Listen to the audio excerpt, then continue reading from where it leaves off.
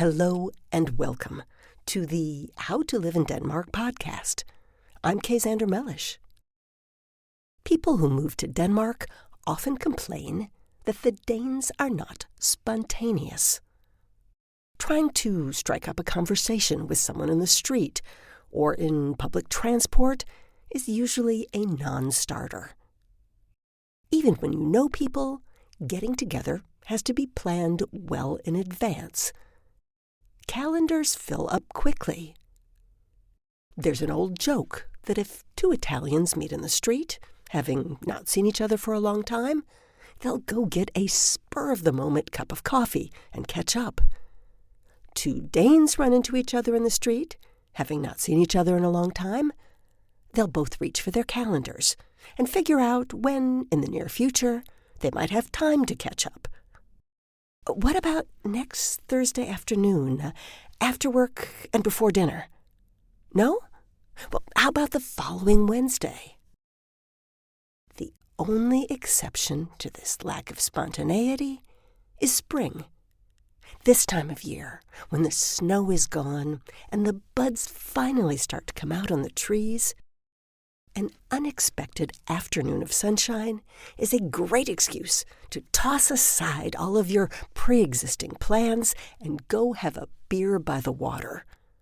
And there is almost always a place to have a beer by the water wherever you are in Denmark. But in almost every other context, time structure is very important.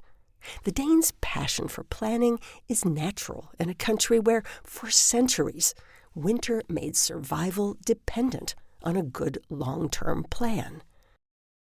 Very little grows in Denmark from November to April. The Vikings used to do a lot of food preservation to get through it, salting meat and fish, pickling vegetables, and even creating underground refrigerated storage facilities for dairy and cabbage.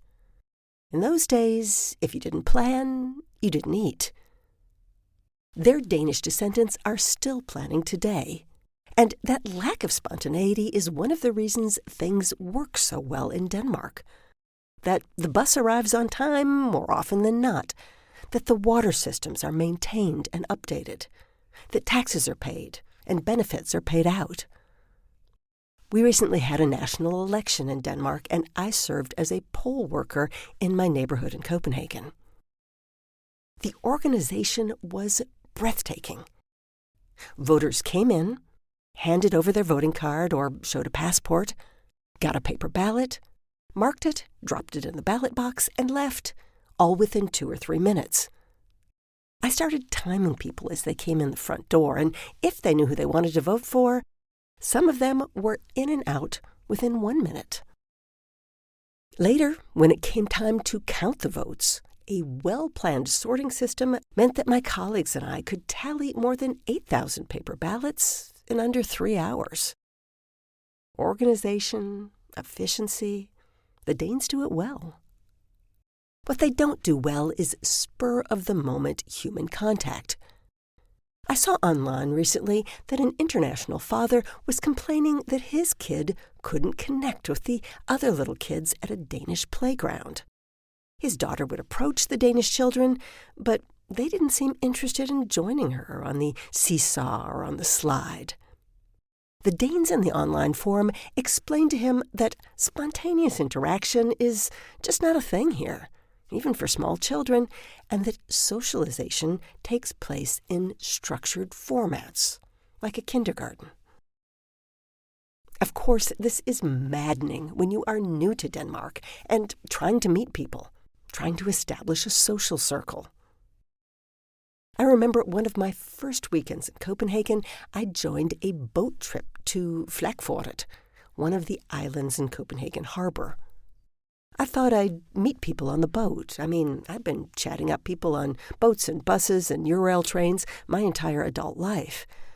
But the people on this boat had come for an afternoon with their friends, and they didn't want to meet me. I ended up sitting by myself on the island. Fortunately, it was a nice day. Danes like to get to know each other in a structured setting.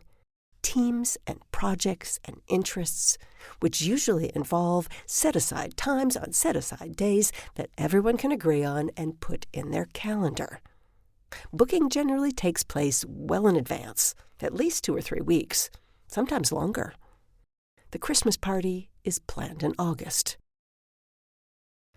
You can be impulsive in Denmark, and sometimes random strangers are delighted when you smile and strike up a conversation. Elderly Danes, in particular, like to have somebody to chat with. But Danes in the prime of their lives may feel they're too busy for random chatter, that they don't have time to balance work and family and hobbies and the friends they already have, let alone make new ones. Time is the most precious currency in Denmark. It's also one of the few things that the Danish government can't tax.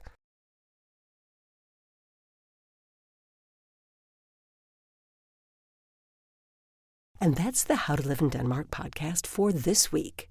Good news, you can now pre-order our new book, The Danish Year, 12 months of customs, quirks, and rhythms of everyday life. It's an Amazon exclusive, and it's only 35 Danish kroner, or about $5 American, 4 euros.